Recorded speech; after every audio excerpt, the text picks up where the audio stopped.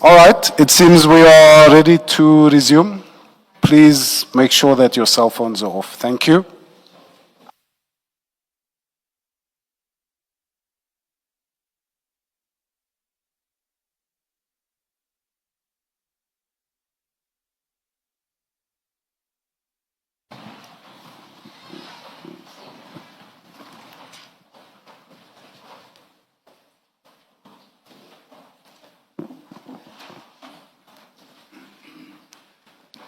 Good morning, Chair. Chair, the witness for today is Major General Richard Shabiri. He is legally represented by Loliwe attorneys, and he has counsel on brief. If they may introduce themselves. Thank you. May the lead attorney place you on record, please. Oh, I thought, Counsel is on I'm brief. so sorry. I thought I heard reference to attorneys. Also, it's counsel instructed by, my most sincere apologies, counsel. Good morning, Chair. Good morning, Commissioners. I'm LP Mkhize, Advocate Mkhize from Johannesburg Bar. Yes. I'm appearing together with my instructing attorney, Mr. Cassius Loliwe, and Ms. Mandwa.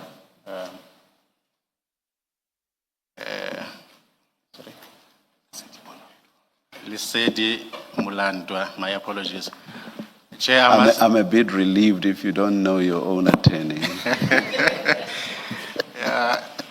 Chair, my junior instructing attorney is supposed to be writing some board exam later this afternoon. Yes. But she took the time to come and be part of these proceedings. That's, we believe, shows how serious it takes. Yes. The whole process in there. I must also apologize when the commissioners were coming in. Unfortunately, I was still conferring with Mr. Attorney. When everyone else stood up, we did not. I did not even notice it. We apologize for that, commissioners. No. We represent. Good morning and welcome to you all. Indeed, Commissioner. Chair. Thank you, Chair. Chair, Major General Shabiri has elected to be sworn in. Thank you. Good morning, General. Good morning, Commissioner. Do you swear that the evidence you are going to give is the truth, the whole truth, nothing but the truth? If so, please raise your right hand and say, "So help me God." So help me God. Thank you, General. Thank you, Chair. General, in front of you, you should have 3 files. The first file, file 1, contains your statement that you prepared for your evidence today. And if I can just place on record that you have filed 2 statements. The second statement, I understand, just contains some typographical corrections. And although I know your preference was for us to deal with the first statement, it's going to be logistically difficult for us to deal with the second statement. So we're going to work through your first statement, and where you have made changes in that statement, in the second statement, I will just alert you to it so that it can be placed on record that changes have been made to that particular paragraph. So if you could confirm then, General, that in file 1, the statement that appears at page 1 to 80 is your statement, and that the signature on, page 81, 1 to 81, and that the signature on page 81 is your signature.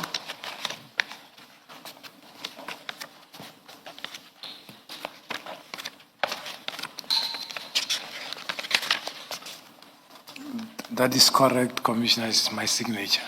And do you confirm the truthfulness and correctness of the contents of your statement? I confirm. Okay. Barring, of course, the corrections that you've made, which we will deal with. And then you should have another file with you. It's file 2, which should contain the annexures to your statement. Yes. And it should be annexures S1 to RS1 to 14 from page 1 to 54. And we've added another page, page 55, which is not a new annexure, but it is just the typed version of the statement that appears on page 50, from page 53, Chair. So RS 11 has been typed up. Do you confirm that? So if you look at page 55, does your file have a page 55? It will be RS 14, Yes, does your file have a page 55? page 55.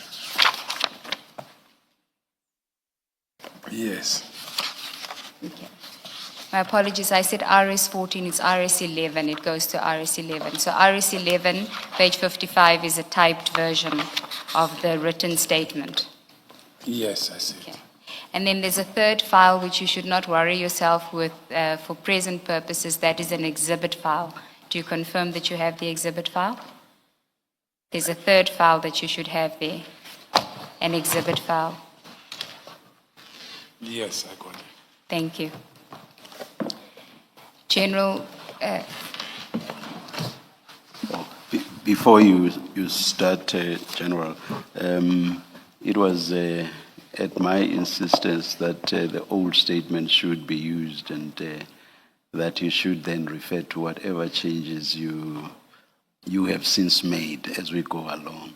The reason for that is that I assume probably my co-commissioners have prepared on the old statement and our notes are on the old statement. So it would be very difficult for us to do cross-referring if we now have to go by what's contained in the new statement. I hope that will not mess up your presentation from where you are sitting. No, I think we'll manage, Commissioner. Thank you, General. thank you, Chair. General, and then if we can start with your statement on page 1. As discussed with you earlier on, this is an opportunity for you to give your version in respect of allegations that have been made against you where you may be implicated. And so with very little interference from myself and the commissioners, hopefully, you may give us your version. There will, of course, be clarification questions. We will try to limit them as much as possible. We won't quibble with the vote of no confidence. And in return, if we could ask you that if you are going to elect to read your statement, that at the end of each topic, if you could then elaborate, if you want to elaborate on any aspect in that topic, but not to elaborate after each paragraph. Because then you have an 81-page statement we won't finish in the 2 days that we have. But please don't feel hindered by that, but just bear in mind that what we want to hear your version, but that it is at your choice how you want to do that. Thank you. You may proceed, General. Thank you. My name is Major General Richard Shabiri, an adult male, 57 years old, a Major General in the South African Police Service. The facts contained herein fall within my personal knowledge unless otherwise stated, or where the context indicates that the information was obtained through reports made to me in the execution of my official duties. I understand the mandate as reflected in the Government Gazette number 53048 of 2023, July 2025, to be the investigation to determine the veracity, scopes, and system implications, specific allegations of criminality, political interference, and corruption within the criminal justice system arising from the public statements made by Lieutenant General Nhlanhla Mkhwanazi on the 6th of July 2025. I further understand that the Commission is empowered to receive and assess relevant evidence, summon witness, call documents, notify and hear implicated person, and evaluate whether any member of law enforcement and prosecutorial authority, intelligence structure, or other organs of the state engage in unlawful conduct or was subject to improper political and external influence. I understand, moreover, the ultimate purpose of the Commission to be the establishment of the truth in relation to those allegations and, where appropriate, the making of findings and recommendations directed at safeguarding the integrity, independence, and proper functioning of the criminal justice system. The scope of my response to the questions which I received. Sorry, General, if I can just do the introduction on that. On page 2, you deal with the scope of this response, and you are responding to a rule, a notice that was sent to you by the Commission to respond to certain allegations where you may be implicated, correct? That's correct. Yes. So if you can then go to page 3 and deal with paragraph 5, where you deal with what those allegations were. Thank you, Commissioners. According to this written response, is primarily confined to the following areas: the alleged infiltration or undue influence of criminal syndicates within the law enforcement agencies, and my knowledge, if any, thereof. Secondly, the nature and extent and consequences of the infiltration or of undue influence by these syndicates. So, and the nature of my relationship with my communication on WhatsApp or Signal with each person listed in the summons.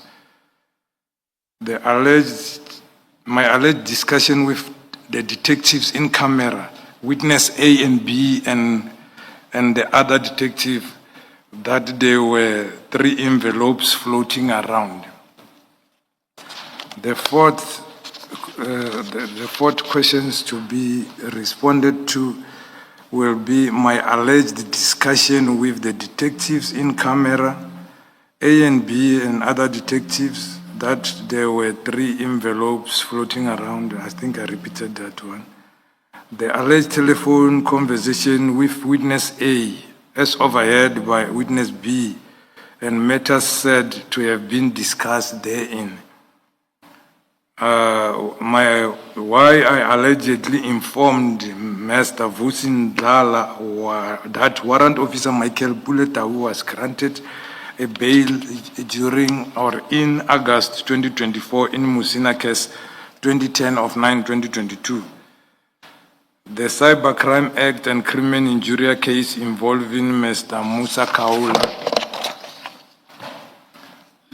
The investigation into murder of Armand Swart, the SAPS contract with Medicare 24 Tshwane District Pty Ltd, and about any payments made by me or my family members to Vusimus Ket Matlala, and any payments made to me or my family members by Mr. Vusimus Matlala.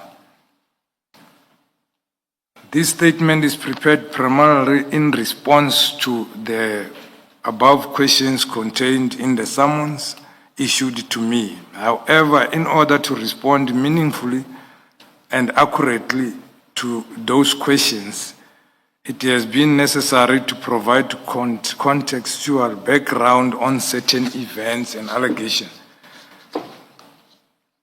A matter of concerning, we have entered the public domain through media reporting, public commentary, institutional process, the testimony presented before the Commission in circumstances where the information conveyed has at times been incomplete, taken out of context, inaccurately quoted, or materially misrepresented. Accordingly, we were relevant to the issues raised in the summons. I have considered it necessary to clarify and contextualize certain statements attributed to me, to address misquotes, misunderstanding, and truth, and that have emerged in evidence before the Commission, to place my conduct within its proper operational and institutional framework. I do so not to challenge the authority of the Commission or the role of other witnesses, but to ensure that the Commission is provided with full, accurate, balanced, factual account of to the best of my ability. In this regard, insofar as such matters arise from or are associated with issues under investigation, I shall also deal with the matter following from the public statement made by Lieutenant General Mkhwanazi in July 2025, and reference made therein to me, adverse mention made in Parliament proceedings before the Matlanga Commission, the initiation of internal investigative process, including transfer to gender-based violence component, which is supposed to be not component but desk. Sorry, General, you say that it shouldn't be component, it should read desk. Yes. Gender-based violence desk. Yes. Okay. The notice intended suspension and subsequent final notice of suspensions, referrals made by the Commission to the task team investigation, and the principal question posed in the summons. Where necessary, I will further outline an operational context of my tenure as the head of organized crime investigations, including achievements, investigative breakthrough, institutional interventions taken during the period. Insofar such, the context consists the Commission in proper assessing the allegation and issuing place thereof before it. This response is made in good faith in compliance with the lawful directive contained in the summons. I'll come to my background now. I have matriculated in 1996 at the high school. Sorry, General. 86. 86. Maybe you want it to be 96. It's 86. 1986. 96 is me, General, not you. I said 1986. Yeah. Please continue. I'm sorry, Commissioner. Yeah, I matriculated in 1986 at a high school called Kisetwani High School in Bulobedi in Tzaninu, where I was born and grew up. I hold a diploma in policing obtained through Technicon, RSA, not SA. Now it's called University of South Africa, UNISA, in 1988. As well as Bachelor of Police Practice. I think more accurately, it merged with UNISA. Yes. Thank you. Thank you, Commissioner. It's true. And then a Bachelor of Police Practice obtained through SBS, now currently is called Stadia, in 2021. I further hold a certificate in the investigative of transnational organized intellectual property crime with the International IP Investigation College in 2015. The intellectual property, and I have completed specialized training programs relating to organized crime, transnational leadership, development, compliance monitoring, and so forth. I also attached my CV as Annexa RS1 for reference, and also attached my SAPS 96, which will show my progress and the courses completed. Annexed as RS2. Before my suspension took effect on the 11th of February 2025, Sorry, General, isn't that supposed to be 2026? 2026, yes. It's a mistake, 2025. Yes, February 2026. I was the component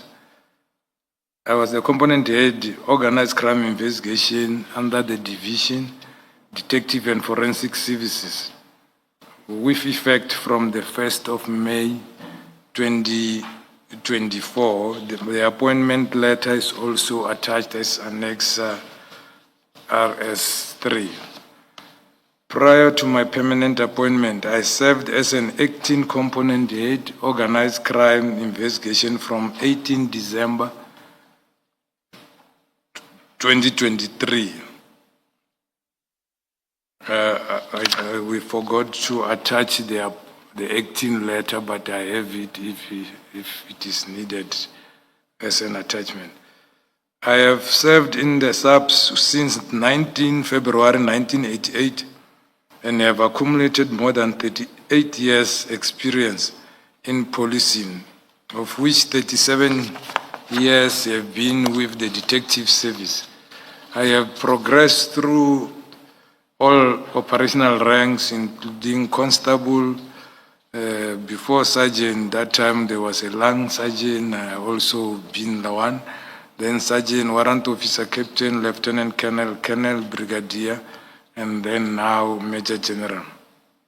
I have served in various command and senior management positions, including detective commander, cluster detective coordinator, not cluster detective head, and the provincial head crime investigation services in Gauteng, acting deputy provincial commissioner also in Gauteng, section commander, organized crime and investigations, national head office, and recently as the component head, organized crime investigation.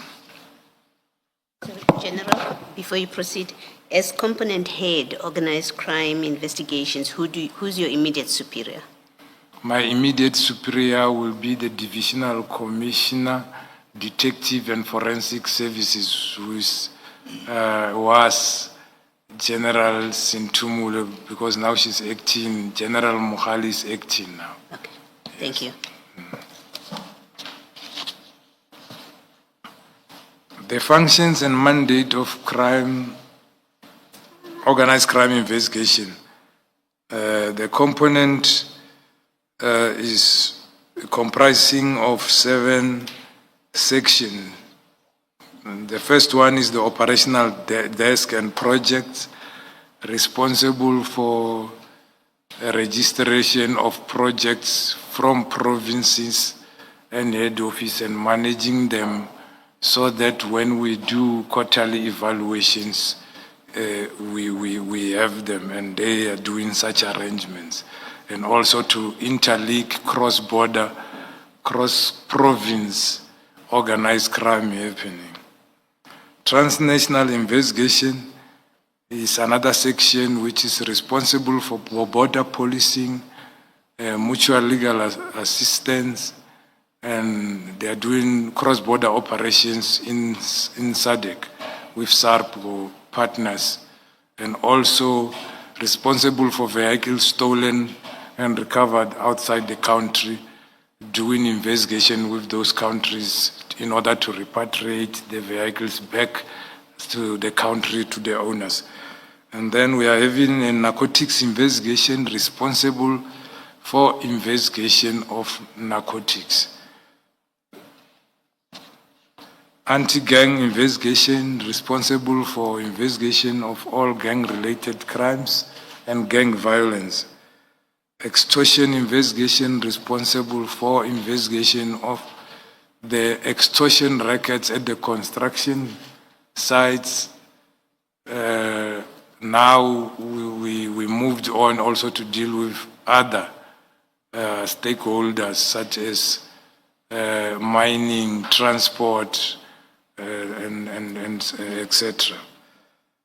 Economic infrastructure and illicit mining is dealing with illegal mining, and also the ESCOM. We know since the establishment of the NECC, we have a full team working from there, from ESCOM, doing the investigation, which doesn't fall under the mandate of the DPCI.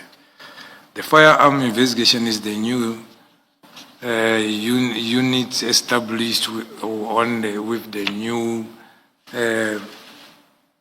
structure of the SAPS, which was approved, I think, at the beginning of 2025, in order to implement the new strategic, the midterm strategic plan.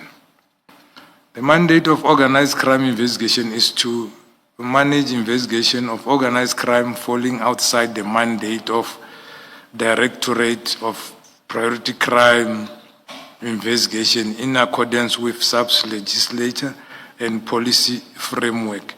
Here, in short, is all those which are termed by the South African Police Act to be cases which are investigated by DPCI. So we don't deal with them. We are there to plug on the cracks where DPCI is not dealing with it because of capacity and so forth. But sometimes there is where we cross line, then we overlap towards some of their work and whatsoever. But we are dealing with, on the value chain, level 1 to 3. That is why you will see, commissioners, when we have now detected a clandestine laboratory and made arrest, we will conserve the crime scene and do all the statements, but we will hand the docket to the DPCI because it's their mandate. And they are the one who are assessed on dismantling of this clandestine. But we get information, then we follow the information with crime intelligence and with the assistance of others. But we will end up handing it to them. The delineation of what the DPCI does and what you may do is determined by the head of the DPCI. And you are then able to do that which the head of the DPCI has not decreed will be done by the DPCI. Am I correct? Yeah, yes, irrespective of who have found it and whatsoever. So if it needs to be them, so that we must be in line with the technical indicator, which the auditors, when they come, they're going to use it to say, this falls under you. Why is it now under organized crime? Then it will be a material finding to say this was there. So hence, even if information will come from us, we follow up, we go and buy. When we go there, we found it's a big lab. Like it happened here in Erasmia, where the Mexican, we found them manufacturing big. But we do arrest cordon and do whatever, then we call DPCI to come at the scene and we hand over the scene proper to them. All right. And then we will work with them until they've done the rehabilitation and the exhibit are removed, and then we provided statement, we go. Thank you. I think you've answered my question. Yes. Thank you, General. Yes. Organized crime investigation focuses on level 1, 2, and 3 of the criminal value chain, being local, district, provincial, and national, and transnational organized crime structure. My role as the component head is primarily strategic, supervisory, involving oversight, compliance, monitoring, guidance, intervention, and coordination rather than direct investigation. Through my service within the South African Police Service, spanning more than 3 decades, My involvement has been continuous, direct in the crime detection, investigation, operational command, strategic intervention, compliance, national coordination of organized crime investigation, and has evolved through the following operational phases. Number one, frontline investigation and evidence gathering, detective command and operational leadership, provincial investigative oversight, national monitoring intervention functions, executive command of organized crime investigation. So, sorry, General, may I take you back to paragraph 16.10? I just want you to elaborate on some of the concepts you referred to. For example, when you say strategic and supervisory, what exactly does the supervision entail? Supervision entails monitoring day-to-day implementation of strategies or policies by members who are under your component or until down there to the provinces, because now and then we check on monthly basis. We have what we call National Organized Crime Secretariat, where all the 9 provinces will come, and number one, the crime intelligence will present the crime threat for each province, so that we can determine from the registered projects, are they addressing the threats in that particular province which is menacing the community. Because it doesn't help you come and register a project of drugs, but that one we expect of every province, because we have problem with drugs in each province. And then they say you are having a problem is carjacking or truck jacking, but your project, you don't have project dealing with truck jacking. Your project deals with stock theft. All right. Whereas the highest threat in terms of the crime stats, it says. So when we evaluate, we start with that. And all right, no, that has answered me. Yes. Then oversight, involving oversight, and what does oversight entail? Yeah. In oversight, we do what we call compliance inspection. To go directly, for example, I'll go to Gauteng. They've got sections, as I indicated, which are at head office. They are also having anti-gang. I can decide to say, hey, there is a spike in or outcry, social media, radio, whatever, in Westbury about the killing and so forth, and nothing's happening. I'll request all the cases and go and peruse them and inspect them. Firstly, I will audit them. Auditing meaning to verify the system says they are having 200 doggets on hand, so I must see all the 200 doggets. And then from there, I will peruse the doggets to see that the exact work is being done. And what does it take for them to do the work? I will be able to identify the inhibiting factors, the shortcomings.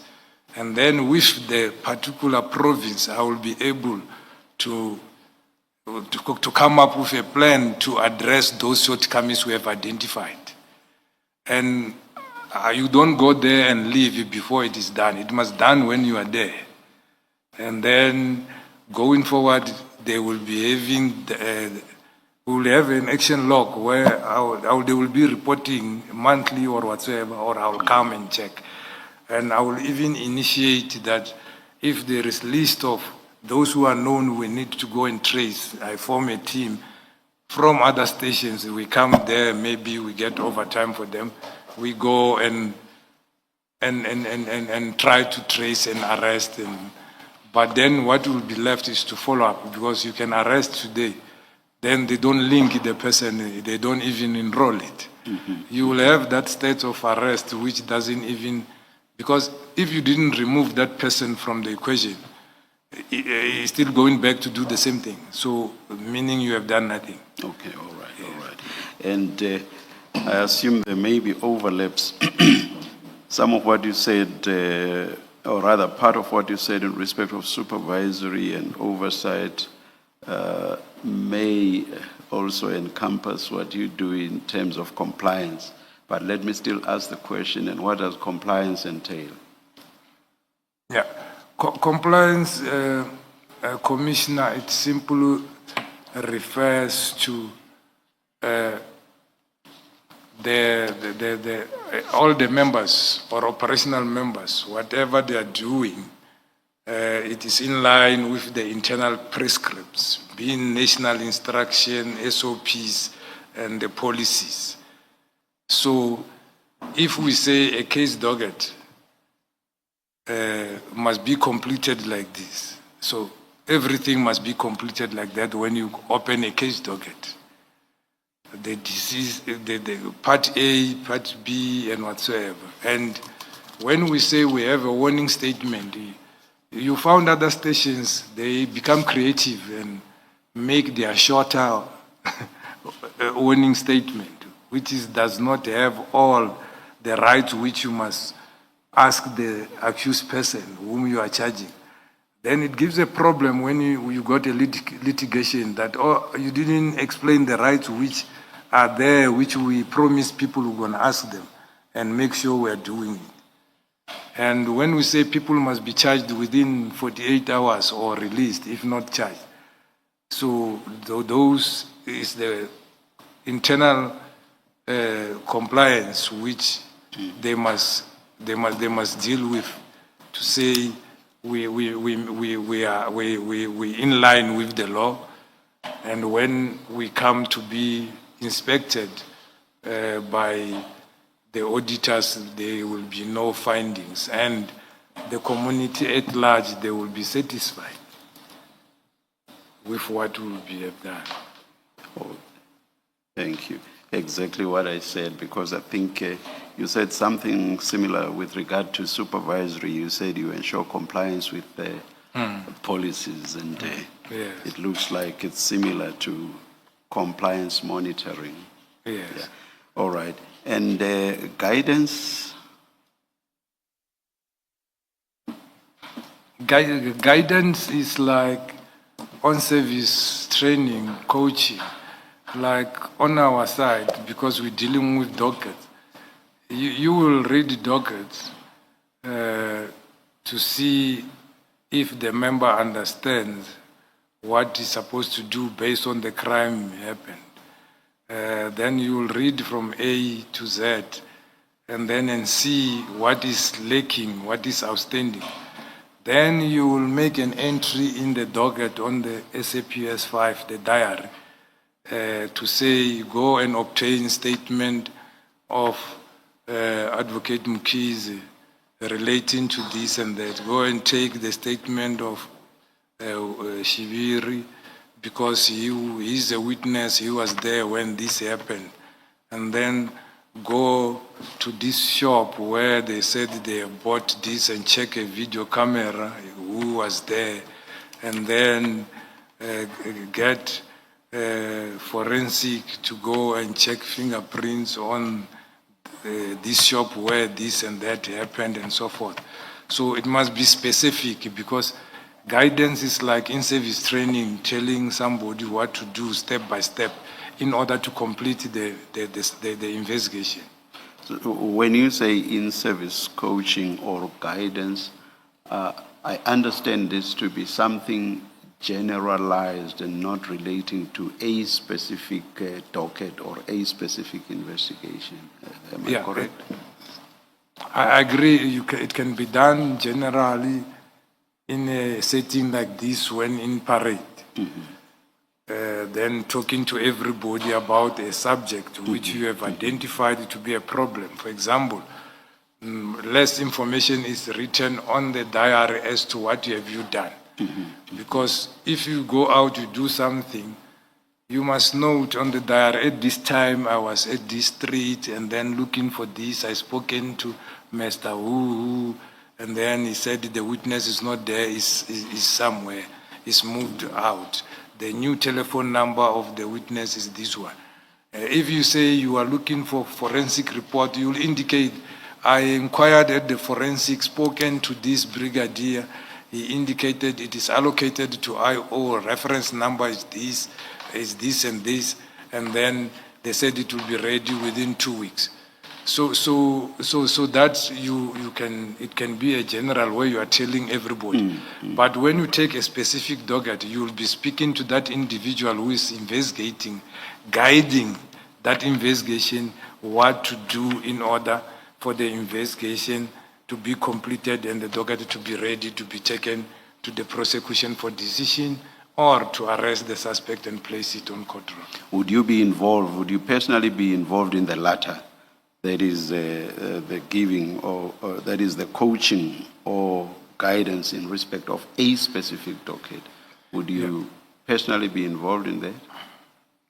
Yeah, the section that I've made to say organized crime comprises of this section. They are headed by the brigadiers.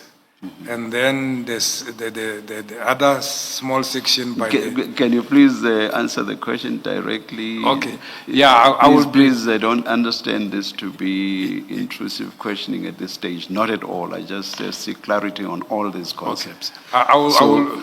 Yes. So would you personally be involved in coaching or guiding in respect of a specific docket? Most of the time. More especially where we receive complaints, and then to say there is a problem of this and that. Then when I go there, let me give example of Kaveja. There was a problem of extortion and anti-gang, and also these insurance matters. So firstly, when you go there, you have to understand what people are complaining about. But I have to get these dockets. So I'll get somebody to go to the system and get all these dockets, and then I will call all these dockets, and then I peruse all the dockets and give guidance. Then I will form a team comprising of the people I came with from head office, but mostly are still from other provinces. And then I will need also people from that particular province. Because it becomes difficult. If I can deploy people for 3 months, they cannot be carrying dockets from Eastern Cape. Them being in Gauteng, they're gonna be a problem. Sometimes the dockets are not at court. Then the ones who are from the local, they will be carrying the dockets. The others will be doing support, working with them, arresting and whatsoever. So that when the time arrives that is 3 months lapse, we have done it, then we have stabilized, then they can continue on their own. They are able to continue, and then we leave those dockets with them, because we do this in many times. So sometimes we'll be taxi violence, I must go there, and then with a team, and then such things must happen. So if you want to give the people who are coming from outside, it's going to be difficult to remove them there because they are carrying the docket themselves. You didn't mix from the start. So the planning must be, you are not there permanent, because the task team is there made to deal with the situation, stabilize, and hand over. Because we went there because the province and the district were unable to deal with that particular specific problem. All right. I think we are left with only 2 now, so we are almost done, General. Yeah. Oh, okay. General, other than you becoming involved because there's a complaint in the way that you've described it, Are there circumstances where you become involved with a particular docket in the normal course of the execution of your duties? Yes. That is why we are having a duty officer from the province, from the district. All of them, they must report to the NAD joints, and then a report is given to the duty general from the province, and they will escalate it to head office. And we're also having groups where they can send on WhatsApp, but sensitive and high-profile cases or prominent people. So the reason why we must know, let me give my, with organized crime. With organized crime, I've got nine provincial heads, been brigadiers running the organized crime there. So it's the people whom most of the time I will communicate with regarding what needs to happen under organized crime. And they also share their successes and also their best practices to others to see how did we deal with this thing. So I will have interest whereby a prominent figure, or maybe 6 people were killed. Sometimes I go and attend the scene myself without being told, because I know when the National Commissioner wants information, he will ask the DNC will ask me or the DIVCOM.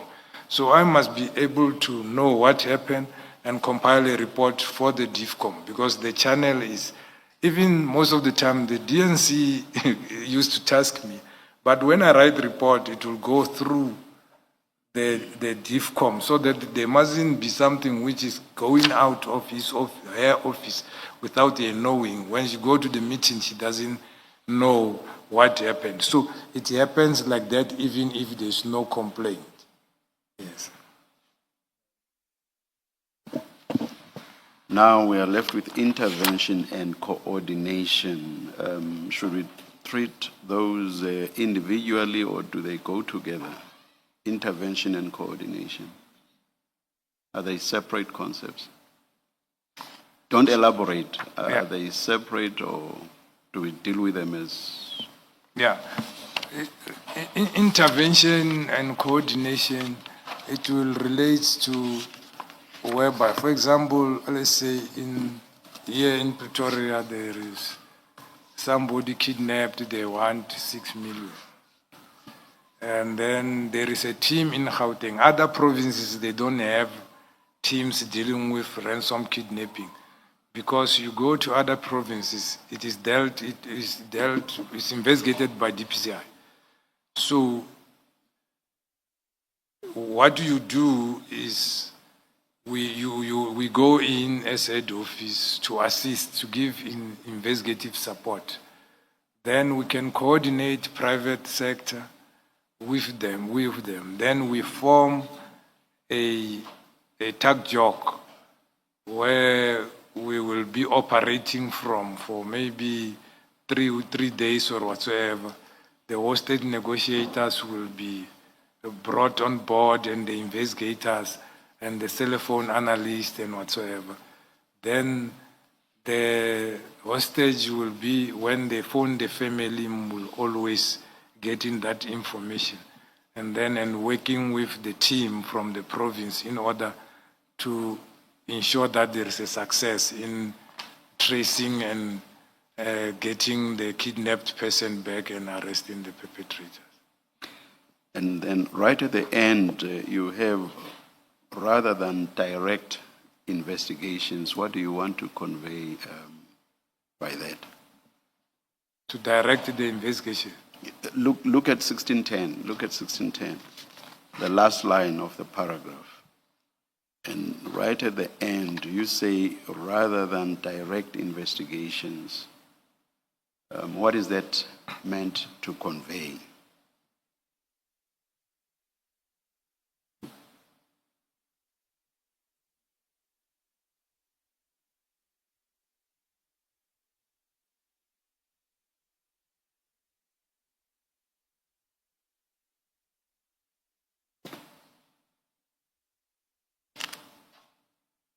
Yeah, I think they were trying to explain that rather than us just directing, telling person, go and investigate without doing anything to assist on the investigation. I don't get you. I think we wanted to indicate rather than direct investigation, meaning rather than not just directing people what to do, to say go and investigate, we also involved in the investigation by providing the above. I would have thought it means the opposite. I would have thought it means that you don't get involved in direct investigations. That's how I read it.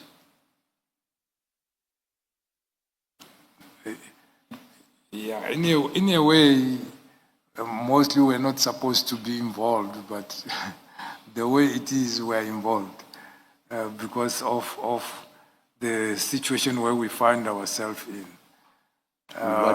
What is that situation? Yeah. For example, I'll give head offices in Gauteng. And Gauteng as a province, a small province, it's a geographical. Complainants know where's the head office, where's the provincial office, where's the head office. And the proximity for them to reach there. When they go to a police station and they are told something, they simply drive through to head office, whereas in other provinces, you have to travel for hours and they don't get there. They don't even know the people. And some of these people from here, citizens from Gauteng, they knows the head office people and the ministers.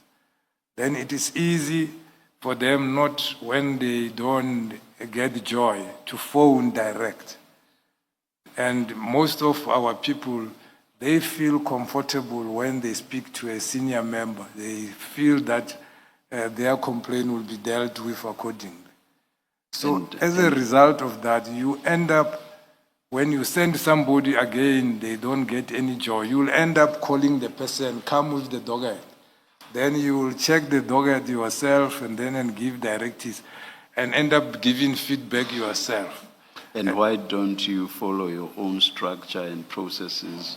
Why don't you redirect the people and say, this is the structure, these are the processes, go to ABC, which is not head office? Yeah. Sometimes you can manage to do that, but in most instances you can't, because when the person is there, you want answers there. All right. And he's furious. He doesn't want. Yeah, it is like I'm chasing him away where he was chased away. Yes. And at head office, you can't even give direction or resolve a matter.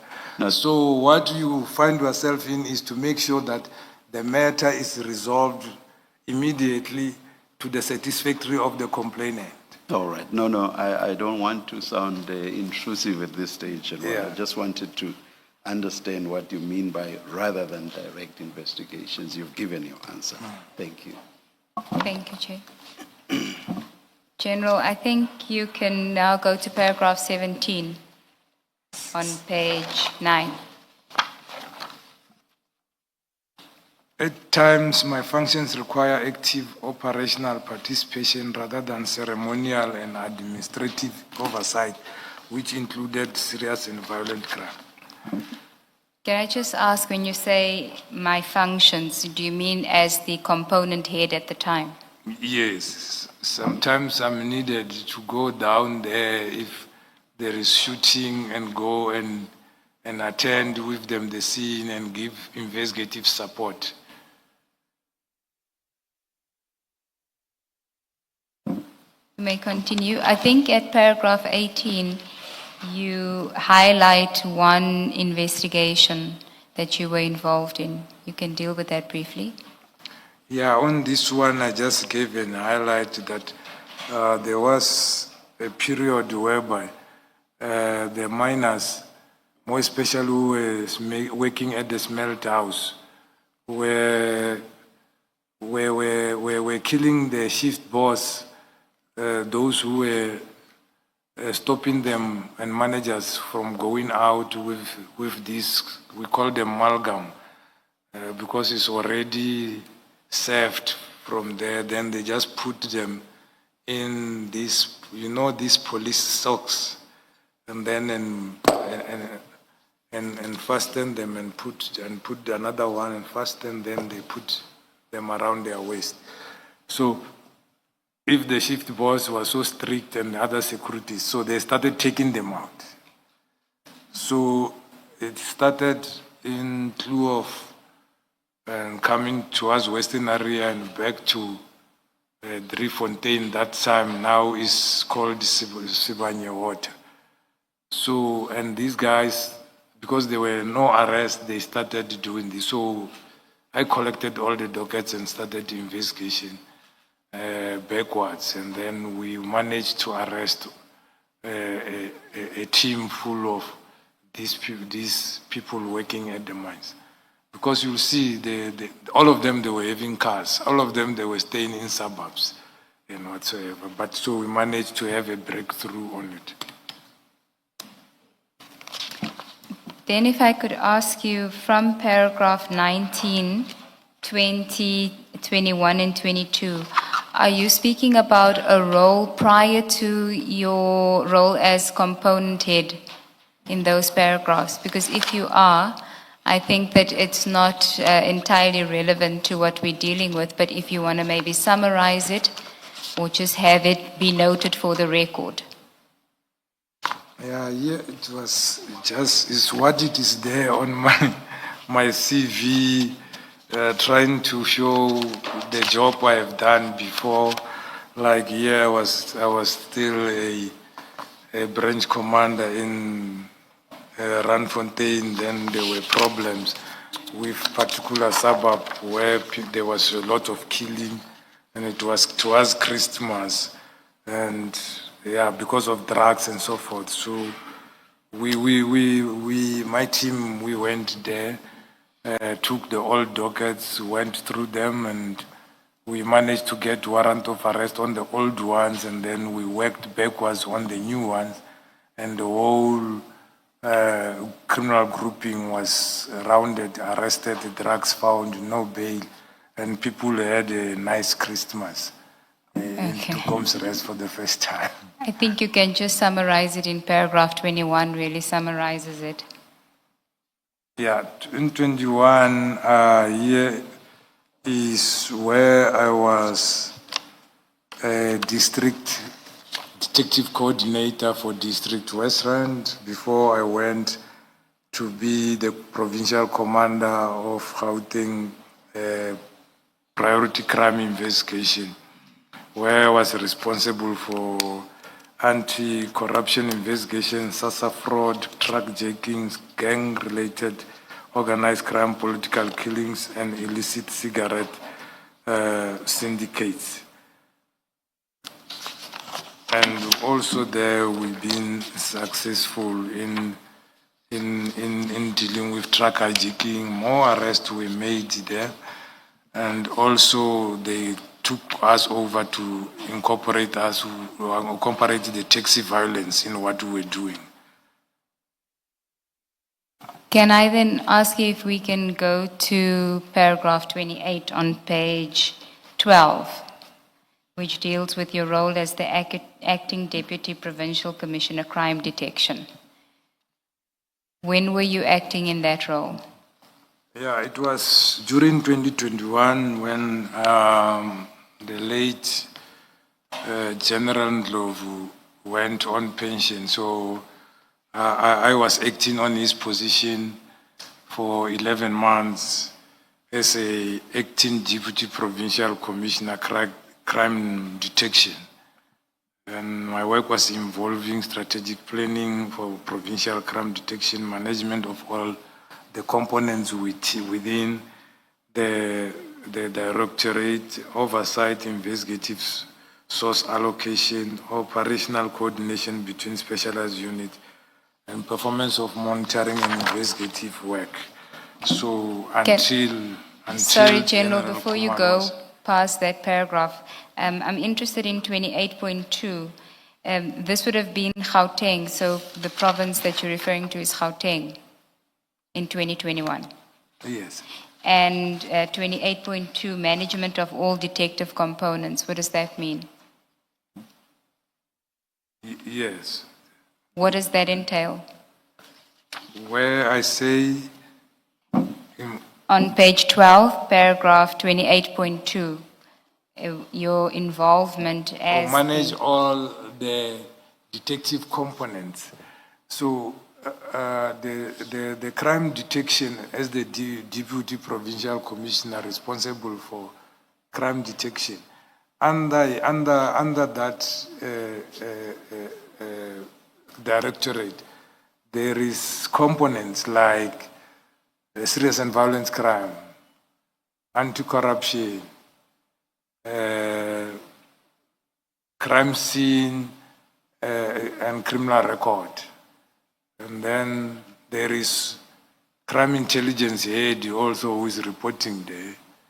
And also there's crime investigation services. And then there is stock theft and what so. So all those components are managed by the DPC, crime detection. So it wasn't limited to organized crime. No, it's all the components, including the organized crime. So all the components were reports under the deputy provincial commissioner. Okay. Then I think you can go to page 13, paragraph 30. This is now in your capacity as the acting component head and presently Major General Component Head. This is the position that you were in before, the permanent position before February 2026 when you were suspended. Thank you, Commissioners. During December 2023, the Divisional Commissioner together with the DNC approached me and asked if I'm interested to come and act at the component because at that time the component was not having a national head, organized crime, because it was held by General Sevilla, who was promoted to be the DNC.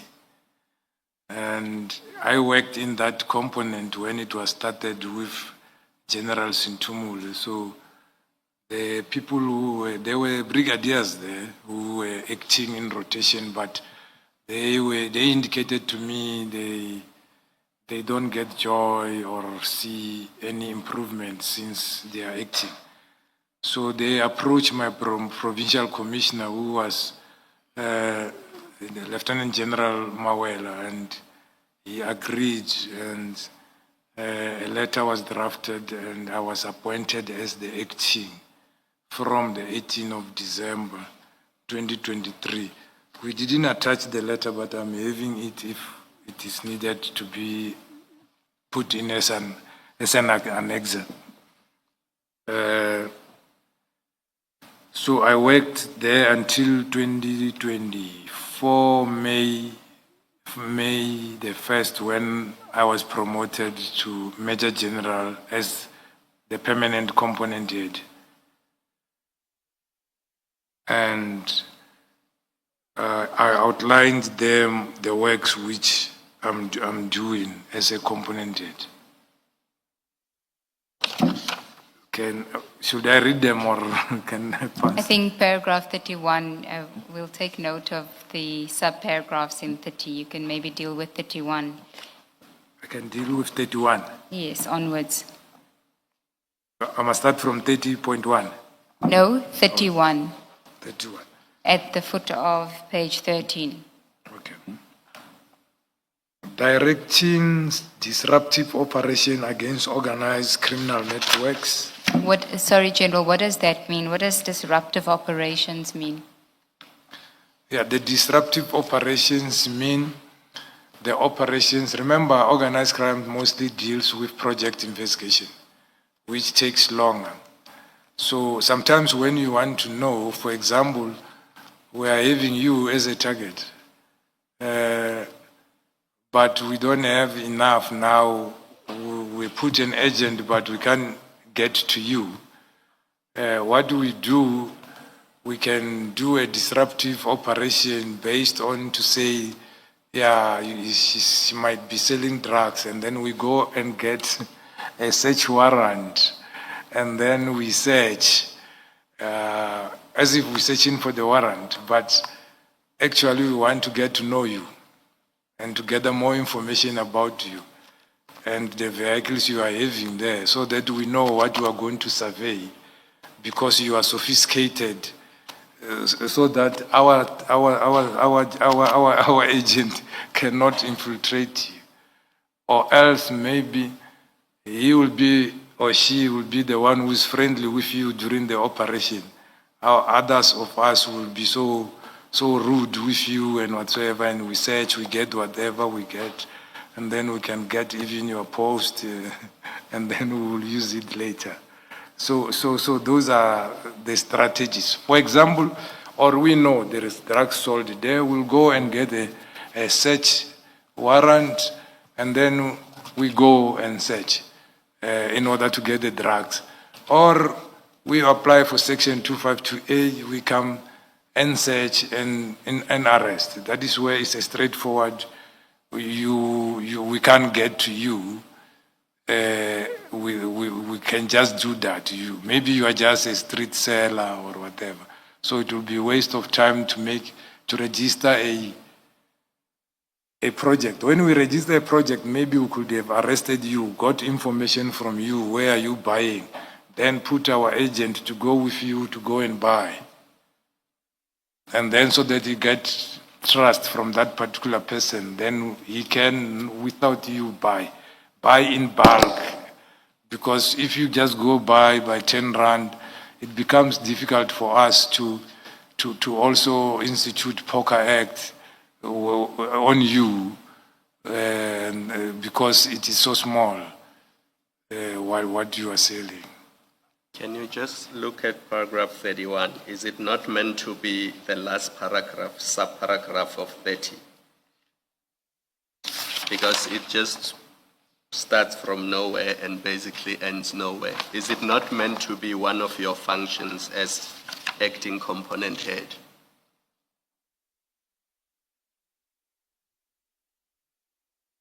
In other words, shouldn't it be 30.10? 30.10. It is meant to be 30.10. So it is part of your functions. It's part of 30. That's what I mean. Yes. Yeah, okay. You don't have to change it because it will disturb your other paragraphs, just for our noting. All right. No, thanks, Commissioner. Now, when you say in that paragraph, directing disruptive operations against organized criminal networks, how involved are you in that process in order to direct it? Would you have to have knowledge of the organized crime networks? Who's giving you that information?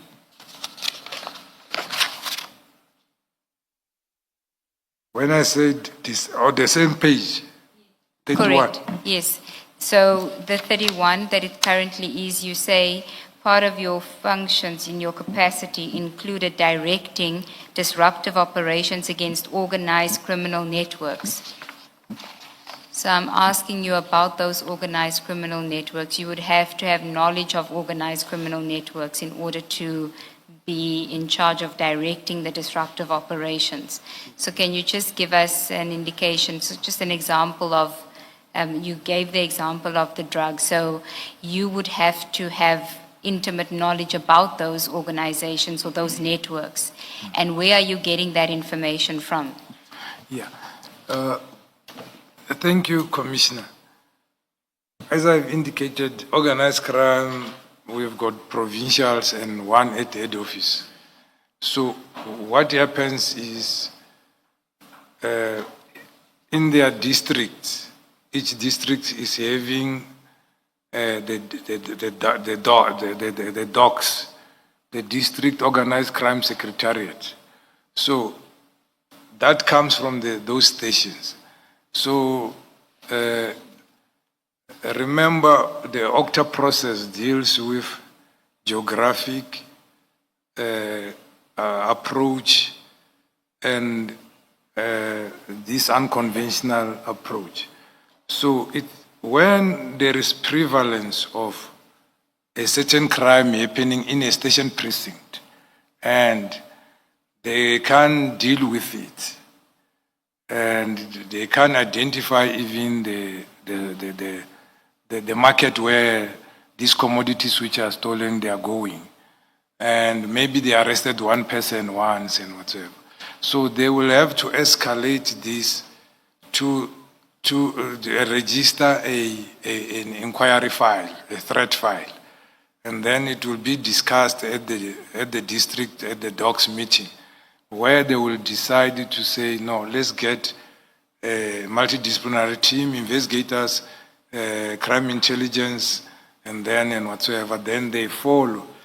They will go and get all the reported cases and do the crime pattern analysis, the crime threat analysis, and then they come together to say, this fits to be a project. They will register a pre-project and then start looking for these people. So that is where the networks are identified. It starts by the prevalence of reported cases in a precinct. And they are unable to deal with it geographically. Even if they post to those hotspots, still it persists.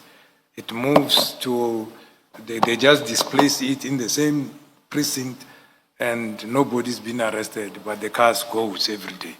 So then we will decide to say, okay, this might be a project.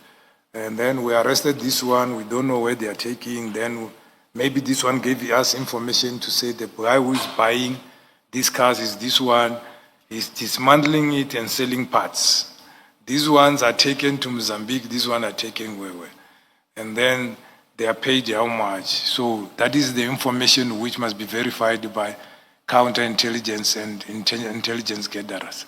So to identify the network, each province, based on threat analysis, on the reported crime, they identify who is the active role players involved in these crimes.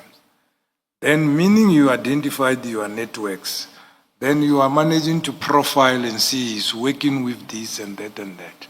Then you go deeper, you profile them. What regarding their finances and assets and whatsoever, how do they live? Do they fit the criteria that they can afford this thing? Then they become target. We identify, oh, this network works with this and that and that and that. That is why when we meet, I'm able to ask them, why is there no project registered in Northwest for this commodity? Because there is extortion at the mines there. Why do we don't have it? Then in Gauteng, we are having groupings doing illegal mining. Who is the kingpin and where are they taking it? So crime intelligence must come on board and look into that then and report and register a network or an inquiry and work with the detectives. Then identify the person to reach the stage where we can say we are going to buy that gold, or the gold will be in bulk with them when we can go and arrest. Be careful not to disclose your strategies to those criminals. Okay. I think let's just stick to your evidence insofar as it is relevant to this commission. I'm worried that you are telling them what your plans are and they'll be ahead of you. Yes. But they already know. They already know because you make an operational plan already, you see it on the social media before you go and operate. So they already know. But yeah, they can know, but as long as they don't know when and how. Chair, is this a convenient time to take the tea adjournment?